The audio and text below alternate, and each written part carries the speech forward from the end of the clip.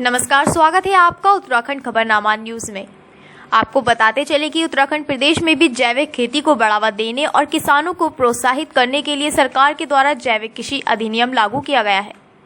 वर्तमान में जैविक कृषि का क्षेत्रफल बढ़कर 2.31 हेक्टेयर हो गया है, जो कुल कृषि क्षेत्रफल का 36% है। आपको बताते चले कि राज्य गठन के समय कृषि के अधीन 7.70 लाख हेक्टेयर क्षेत्रफल तथा जो घटकर 6.48 लाख हेक्टेयर हो गया है। इसको देखते हुए सरकार किसानों को जैविक खेती करने के लिए प्रोत्साहित कर रही है। प्रदेश भर में ऑर्गेनिक क्लस्टर के माध्यम परंपरागत फसल के साथ फल व सब्जियों का जैविक तरीके से उत्पादन किया जा रहा है।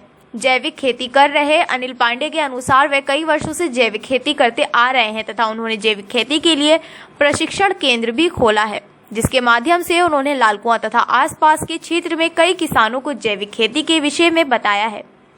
जैविक खेती के किसानों को बहुत अधिक फायदा मिलता है। वहीं दूसरे किसानों का कहना था कि जैविक खेती से एक तो खेत की उर्वरा शक्ति बढ़ती है तथा जो किसान को महंगा भी नहीं पड़ता और इसमें कोई रसायन भी नहीं होते हैं, जिससे खेती को और खेत को नुकसान बिल्कुल भी नहीं होता।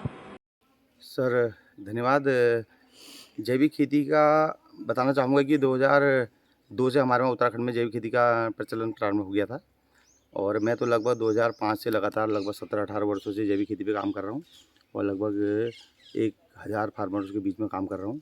और क्योंकि आने वाली समय की ज़रूरत है कि जैविक खेती ही की जाएगी, क्योंकि अब बढ़ती हुई पॉपुलेशन को देखते हुए अगर हमें लगातार उत्पादन प्राप्त करना है तो हमें जैविक की ओर आना पड़ेगा, क्योंकि हमारी जो ज़मीन है बिल्कुल बंजर हो चुकी है। अत्यधिक उस पर रसायन और फर्टिलाइज़र डाल के और जो पेस्टिसाइड डाल के जो इसमें अभी तक हम कर रहे थे खेती, उससे हमारी खेती को नुकसान हुआ और हमारे जो जीवाणु होते हैं भूमि में वो बहुत कम हो गए हैं। तो इसलिए हमें अब जैविक खेती पे आना पड़ेगा। नहीं सर, सरकार का कार्यक्रम तो लगातार चल रहा है। जब से उत्तराखंड बना 2002 से जैविक खेती का यहाँ पे कार्य चल रहा है। बीच में अभी 2-3 साल पहले एक मोदी जी द्वारा एक ये परियोजना चलाई गई थी, राष्ट्रीय परंपरागत कृषि विकास योजना के तहत लगभग 3900 क्लस्टर उत्तराखंड में बनाए गए थे। उसमें हर गांव में जो भी क्लस्टर थे उनमें लगभग 50,000 रुपये की धनराशि आवंटित थी और वो किसानों को उनको इनपुट से और दवा खाद बीज दिए गए। उससे निश्चित ही थोड़ा लाभ हो रहा है किसानों को और एक जागरूकता बनी हुई कि जैविक खेती हम कैसे करेंगे। सर लाभान्वित में तो क्या कहेंगे अब, लेकिन हम जैविक खेती के प्रचार प्रसार में लगे हुए हैं। निश्चित ही एक हमारी समाज में एक अच्छी भूमिका बनी हुई है कि ये लोग अवेयरनेस फैला रहे हैं जैविक खेती के लिए। तो वही है सर, मेरे पास लगभग अभी 2000 किसानों के बीच में मैं जैविक खेती कर रहा हूँ, विकासखंड हल्द्वानी से लेकर पूरा जिला नैनीताल। दीजिए जो भी सबसे पहले आपका धन्यवाद। जैविक खेती के लिए आप लोग जो है इसको प्रमोशन या उजागर करने के लिए जो जागरूकता हम लोग फैला रहे हैं उसको आप लोग ने जो है उसको देखा। जैविक खेती जो है जैविक नेचुरल खेती भी कह सकते हैं हम लोग। जैविक परंपरागत पहले से ही खेती कर रहे थे, लेकिन बीच में कुछ समय में एकदम से फर्टिलाइज़र और इनके उपयोग अंधाधुंध बढ़े, जिससे जो है हमारी खेतों का भी वो जो जैविक वो था वो सब ख़त्म हुआ और कई सारी बीमारियां, पूरा हमारा खेती का सिस्टम ही पूरा ख़राब हो गया।